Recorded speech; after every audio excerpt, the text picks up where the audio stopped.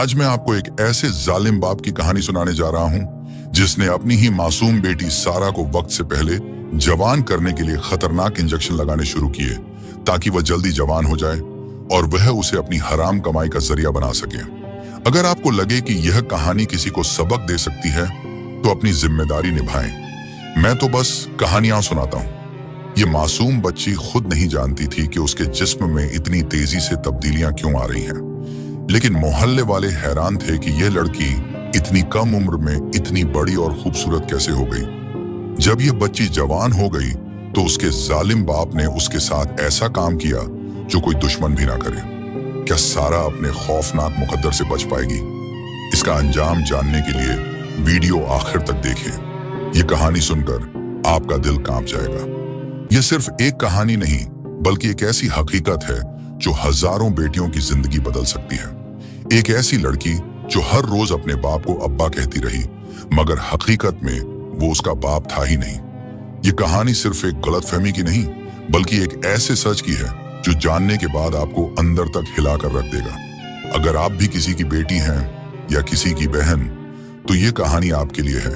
आखिर तक पढ़िए क्योंकि जो आगे होने वाला है वो आपको झंझोड़ कर रख देगा।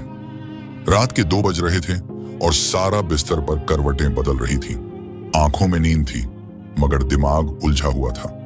अचानक दरवाजा खुला और इमरान अंदर आया। उसके हाथ में एक सिरिंज थी। बेटा, एक छोटा सा इंजेक्शन लगवा लो, जल्दी बड़ी हो जाओगी, इमरान ने मुस्कुराते हुए कहा। सारा ने उलझकर बाप की तरफ देखा। अब्बा, ये बार बार इंजेक्शन क्यों? मुझे अच्छा नहीं लगता। इमरान ने नरमी से उसका हाथ थामा। ये तुम्हारे अच्छे मुस्तकबिल के लिए है। जल्दी बड़ी होगी तो तुम्हारे अच्छे रिश्ते आएंगे।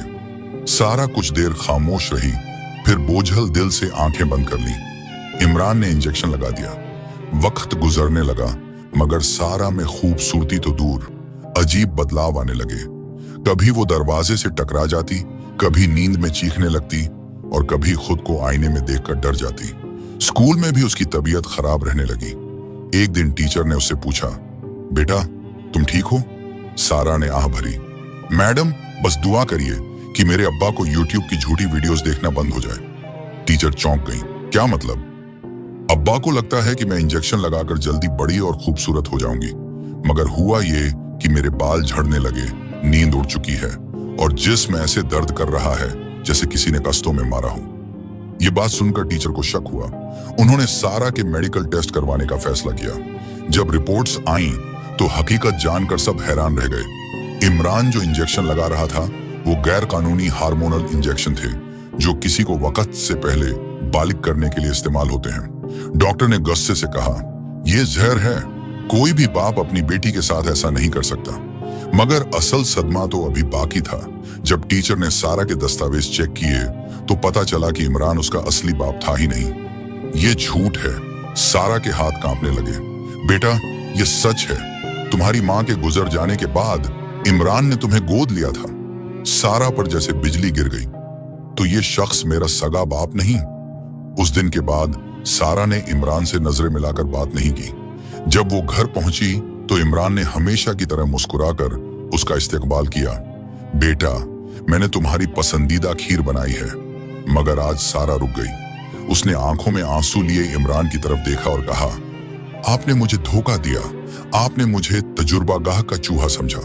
इमरान ने सफाई देने की कोशिश की मगर सारा ने अपना हाथ झटक दिया। नहीं, आपने मुझे वो सब कुछ दिया जो मैंने नहीं मांगा और वो सब कुछ मुझसे छीन लिया जिसकी मुझे जरूरत थी।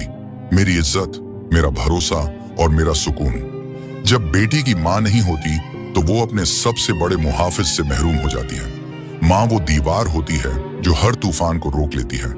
वो रोशनी होती है जो अंधेरों में रास्ता दिखाती है और वो ताकत होती है जो बेटी को हर गलत फैसले से बचाती है। मां के बगैर बेटियां महफूज नहीं रहती।